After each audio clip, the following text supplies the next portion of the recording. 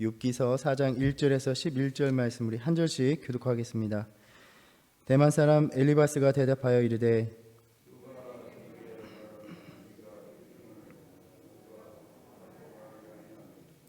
보라, 전에 내가 여러 사람을 훈계하였고 손이 늘어진 자를 강하게 하였고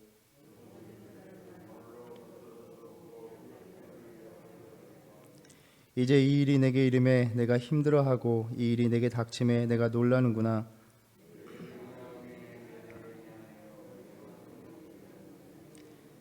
생각하여 보라, 죄 없이 망한 자가 누구인가? 정직한 자의 끊어짐이 어디 있는가?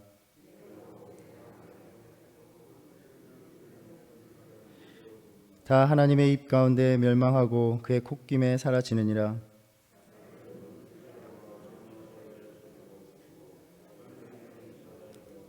함께 읽겠습니다. 사자는 사냥한 것이 없어 죽어가고 암사자의 새끼는 흩어지느니라. 아멘. 욥에게 말할 수 없는 시험과 고난이 닥쳐왔습니다.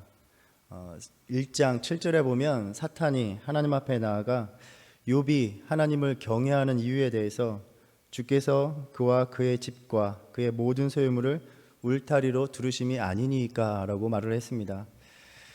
그러니까 지금 욥이 당하고 있는 시험은 그에게 쳐져 있었던 그 울타리들이 하나씩 제거되고 무너지는 것이라 볼 수 있습니다.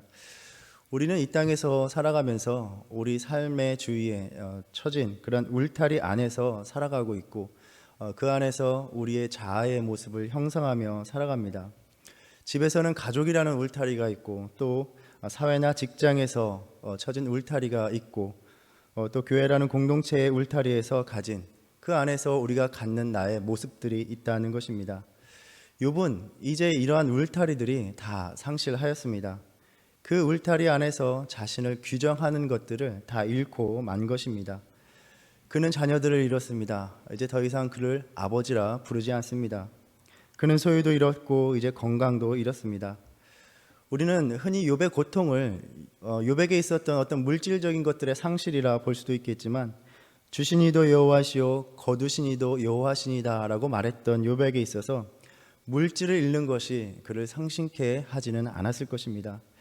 그의 깊은 상심은 아마도 그렇게 자신을 두르고 있었던 자신의 존재 의미에 대한 그런 모든 울타리들이 벗겨지면서 자신이 이제는 아무것도 아닌 이 땅의 무의미한 존재가 되어버리는 자아 상실, 존재의 상실의 고통 속으로 들어간 것입니다. 1장에서 욥이라고 불리는 사람은 온전하고 정직하여 하나님을 경외하며 악에서 떠난 자들아 이렇게 말을 합니다. 어쩌면 이것이 욥이 이 땅에 와서 자기가 갖고 있었던 자신을 지탱시켜주는 가장 근본적인 울타리였을 것입니다. 나는 하나님 앞에서 살아가는 자. 그러나 그에게 닥쳐온 그 고통 속에서 그는 생각합니다. 내가 과연 의인인가? 내가 과연 하나님의 은총을 받는 사람인가? 물을 수밖에 없는 그 모든 것이 무너져 내리는 그 아픔을 겪고 있었던 것입니다. 내가 이렇게 아무것도 아닌 존재가 되어버린다면, 내가 이 땅에서 어떤 의미 없는 존재가 되어버린다면 내가 이 땅에 나온 의미가 무엇인가? 내가 세상에 나온 의미, 내가 이 땅에 태어난 의미가 과연 무엇이란 말인가? 차라리 내가 존재하지 않는 것이 더 나을 뻔하지 않았던가? 그렇게 자신의 생애를 저주하는 것이 아주 자연스러운 귀결처럼 보입니다. 그만큼 욥의 내면은 무너질 대로 무너진 것입니다. 우리는 2장까지 읽어보면서 욥이 자신의 자녀와 소유를 다 상실하여도 그는 하나님을 원망하지 아니한 사람, 자신의 몸에 질병이 나서 고통 중에 있어도 그 옆에서 하나님을 욕하고 죽으라라는 그 아내의 말에도 그것을 어리석은 여자의 말이라고 하면서 내가 하나님께 복을 받았은즉 화도 받지 아니하겠느냐 하면서 입술로 범죄하지 아니한 사람으로 우리는 읽었습니다. 욥은 그렇게 강한 신앙 가운데 자신의 고통을, 자신에게 닥쳐온 시험을 이겨냈구나라고 그 시험을 이기는 믿음이 굳은 사람이라고 생각을 합니다. 그러나 사람은 어느 누구나 연약합니다. 우리가 매 장사가 없다고 하듯이 우리의 삶은 고통에 장사가 없는 것입니다. 한순간은 이겨낼 수 있을지 몰라도 그 상황이 지속되는 한 버티기는 참으로 어려운 일입니다. 우리는 누구나 그렇게 연약하고 우리는 그렇게 누구나 무너집니다.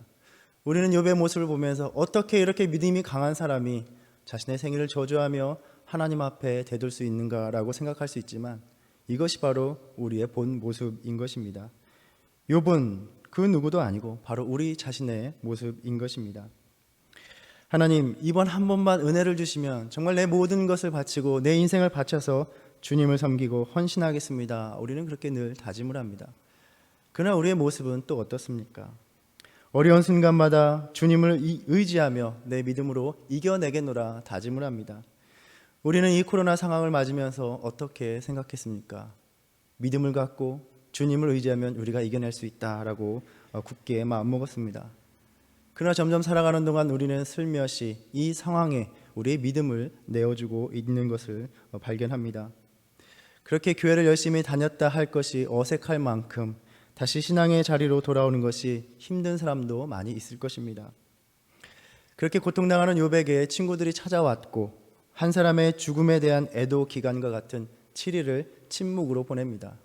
우리가 알고 있었던 믿음의 욥이 죽어버린 것입니다. 이 침묵을 깨고 자신의 존재의 의미가 다 무너지는 것을 경험했던 욥이 드디어 입을 열어 자신의 생일을 저주합니다. 우리가 3장에서 이것을 묵상했습니다.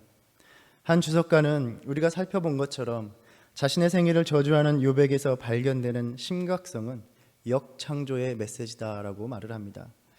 즉 우리는 창조라고 하면 어떤 생각을 합니까? 생명이 만들어지고 생명이 태어나고 생명이 살아나는 것입니다. 3장의 욥의 탄식 속에는 온갖 창조의 언어로 가득합니다. 그런데 그 언어들이 하나님의 창조 세계를 부정하고 무효화시키는 데 사용되고 있다는 것입니다.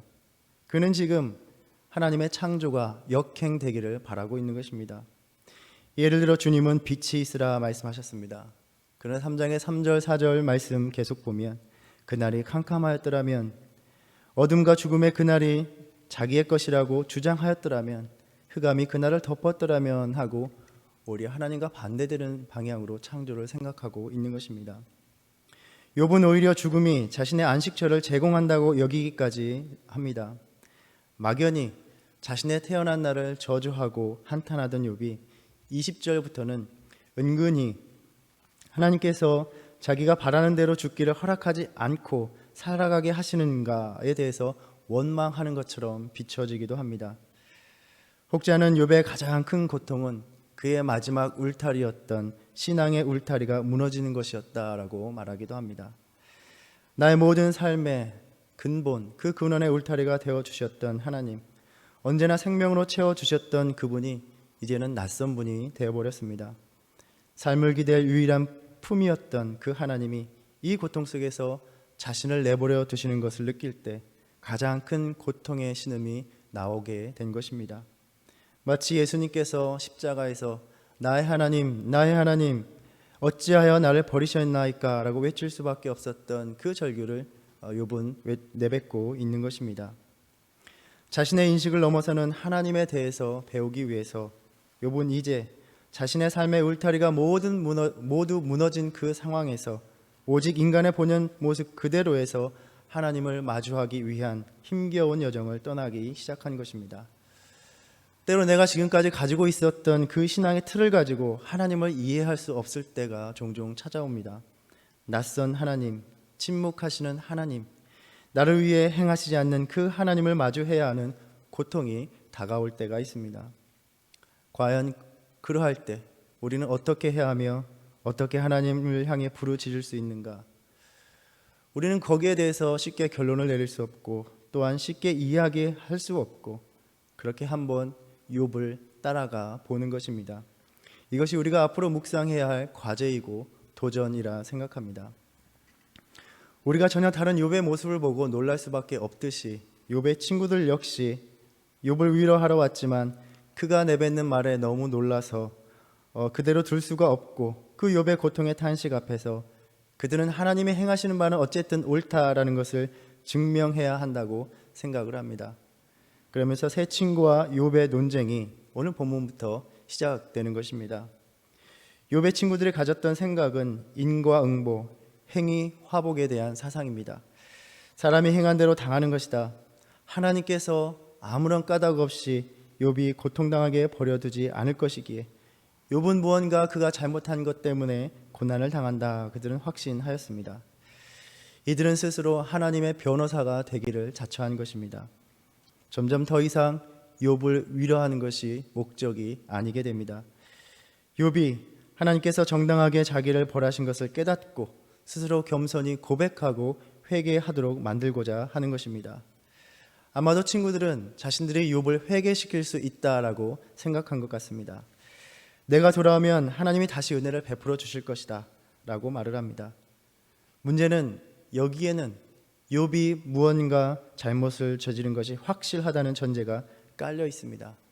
그들의 다가감은 위로가 아니라 이제 정죄가 되어버립니다. 오늘 본문처럼 엘리바스는 항상 가장 먼저 이야기하는데 아마도 세 친구 중에서 가장 연장자였던, 나이가 많고 경험이 많았던 사람이었을 것입니다. 그는 인생의 경험을 통해서 얻은 그 확신에 차서 말을 합니다. 우리가 내일 또 묵상하겠지만 자기가 받은 특별한 계시를 내세우기도 합니다. 그는 찾아와서 욥의 괴로움과 처참함을 똑똑히 보았고 알고 있었습니다. 그래서 2절 말씀과 같이 너같이 곤비한 자, 낙심하고 지친 자에게 누가 말을 걸을 수 있겠느냐마는 그렇다고 내가 어찌 너의 이 참담한 말을 듣고만 있겠느냐라고 말하는 것입니다. 아마도 엘리바스는 큰 고민에 빠졌을 것입니다. 욥의 처참한 고난의 모습을 보았지만 그렇다고 결코 그가 고통 중에 내뱉는 말, 그 불신앙적인 말을 인정할 수는 없었던 것입니다. 그는 먼저 욥이 과거에 어떻게 행했는지를 이야기하면서 그와 똑같은 충고를 다시 욥에게 돌려줍니다. 욥은 불행한 자들을 격려하고 힘을 주는 사람이었습니다. 고난받는 이들에게 그 고난을 어떻게 받아들이고 이해해야 되는지를 가르쳐 주었던 사람이었습니다. 그런데 정작 그 일이 욥에게 닥치자 힘들어하고 놀라고 두려워하고 있습니다. 우리는 이 말을 읽으며 엘리바스의 말을 욥을 비난하는 말처럼 들을 수도 있겠지만 아마도 그는 욥을 정말 돕고 싶었을 것입니다. 조심스럽게 욥의 과거의 모습을 회상시켜 줌으로써 다시 그 모습으로 돌아오기를 원하는 듯 보입니다. 이제 다른 사람들에게 전해 주었던 그 조언을 자신의 고난의 상황에 적용시켜야 한다는 것입니다. 물론 욥의 입장에서는 아주 전곡을 찌르는 말입니다. 항상 남을 가르치고 돕는 이들에게는 늘 비난에 직면하기 쉬운 상황이 옵니다.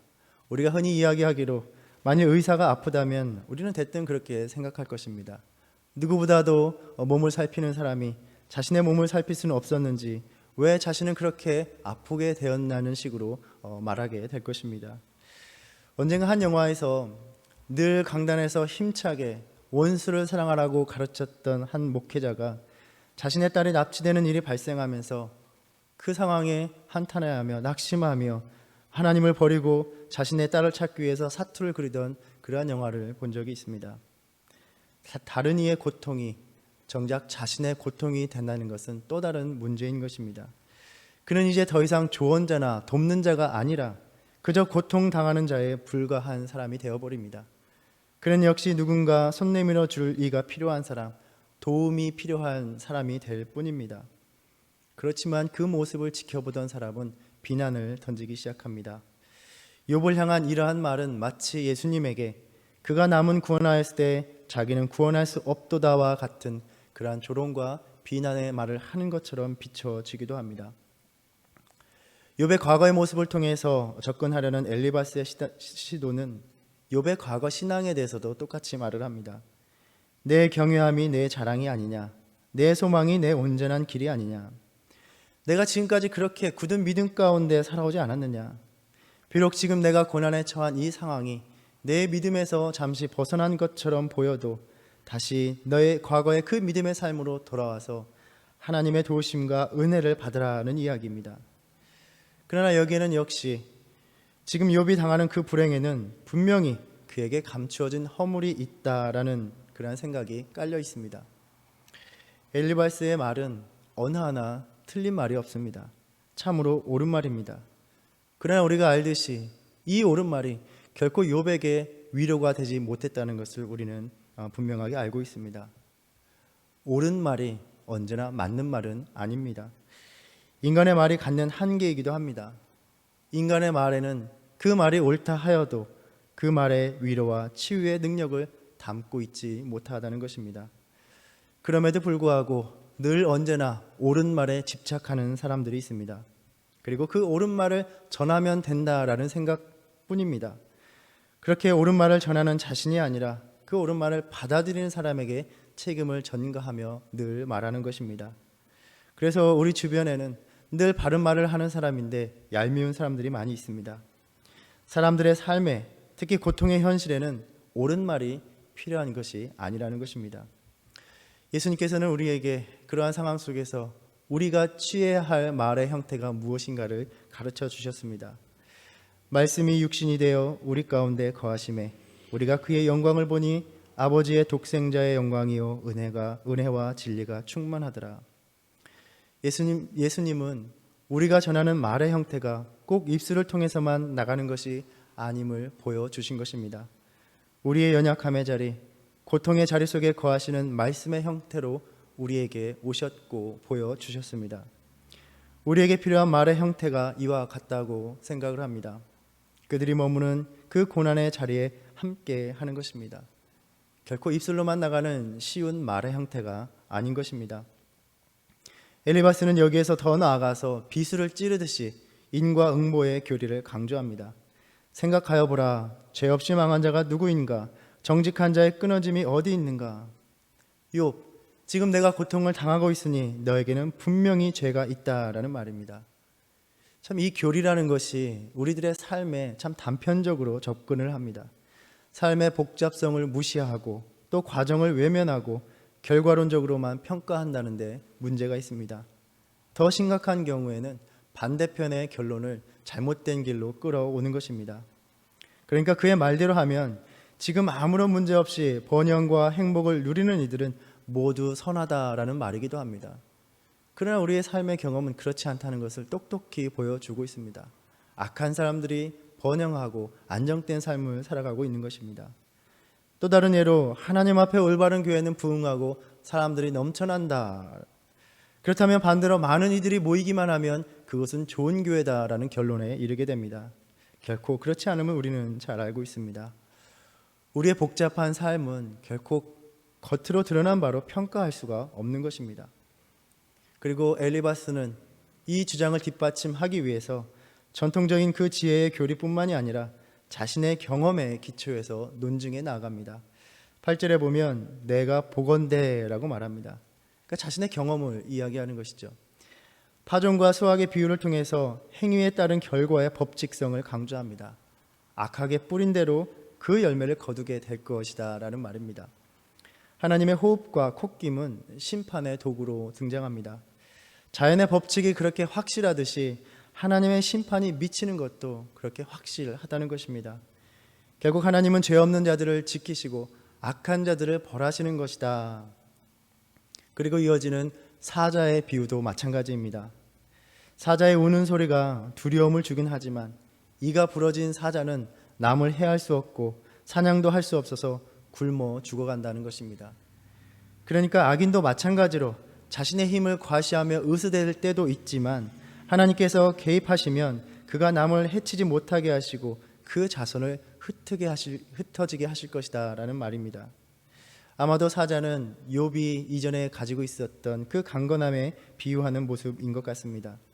아무리 강한 자여도 자신이 저지른 죄로 인하여 하나님의 심판을 받으면 쓰러질 수밖에 없다는 것입니다.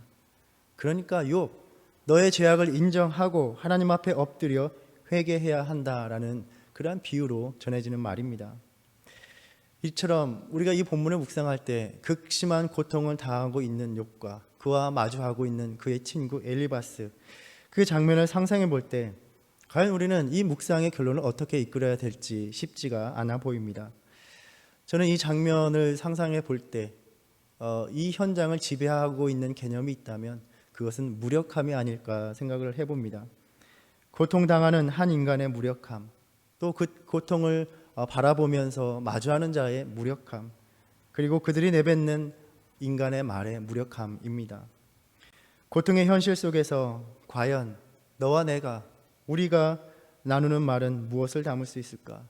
얼마나 나누는 그 말들이 그 고통의 문제를 해결할 수 있는데 도움이 될까 질문을 하게 됩니다. 우리가 그 고통을 마주하면서 그저 옳다고 여기는 진리들을 풀어내기만 하면 되는 것일까? 고통당하는 자들에게 다가가서 이것이 옳은 것이다 라고 그러한 말들을 내뱉기만 하면 되는 것인가 하는 문제입니다. 그러나 우리는 본문을 묵상하였고 정작 우리의 말들이, 그 나누는 우리의 말들이 아무런 힘이 없다면 우리는 과연 누구의 말을 들어야 하는 것인가 라는 것입니다. 결국 우리는 말씀으로 생명을 창조하시는, 말씀으로 우리를 새롭게 하시는 창조주 되시는 하나님의 말씀이 필요하다는 것입니다. 인간들의 말이 무력하다면 우리는 하나님의 말이 필요한 것입니다. 고통 중에 우리가 서로를 향해 하는 말이 아무런 능력도 되지 못하고 도움도 되지 못한다면 과연 우리는 누구를 향해서 말을 해야 하는가라는 것입니다.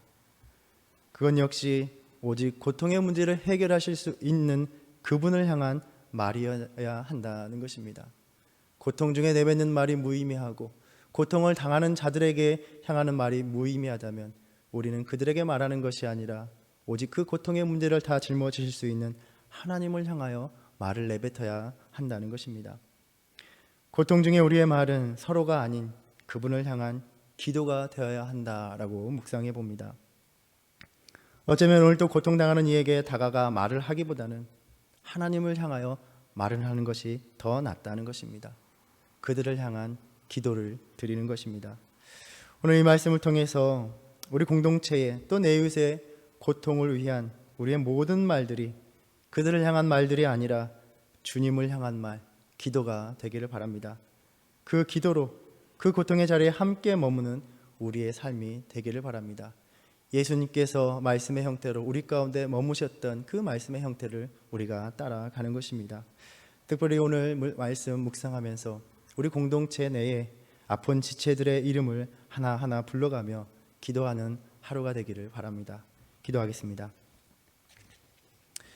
주님, 우리의 고통 중에 내뱉는 말, 주님을 향한 원망과 탄식도 다 들으시는 주님, 우리의 아픔을 토로하고 그 아픔을 가지고 나아갈 대상이 주님밖에 없습니다. 오늘 또 주를 향한 기도 가운데 고통 중에 있는 우리 삶을 위해서 또 고통 중에 있는 우리 지체들을 위하여 소망의 끈을 잡게 하여 주시옵소서. 다시 한번 이 어려움 중에 우리의 연약함을 철저히 깨닫게 됩니다. 우리의 연약함의 자리에 오신 예수님 의지하여 살아가는 오늘 하루가 되게 하여 주시옵소서. 예수님의 이름으로 기도드립니다. 아멘. 하늘에 계신 우리 아버지여, 이름이 거룩히 여김을 받으시오며 나라에 임하옵시며 뜻이 하늘에서 이룬 것 같이 땅에서도 이루어지이다. 오늘날 우리에게 일용할 양식을 주시옵시고 우리가 우리에게 죄 지은 자를 사하여 주온 것 같이 우리의 죄를 사하여 주옵시고 우리를 시험에 들게 하지 마옵시고 다만 악에서 구하옵소서. 나라와 권세와 영광이 아버지께 영원히 있사옵나이다. 아멘.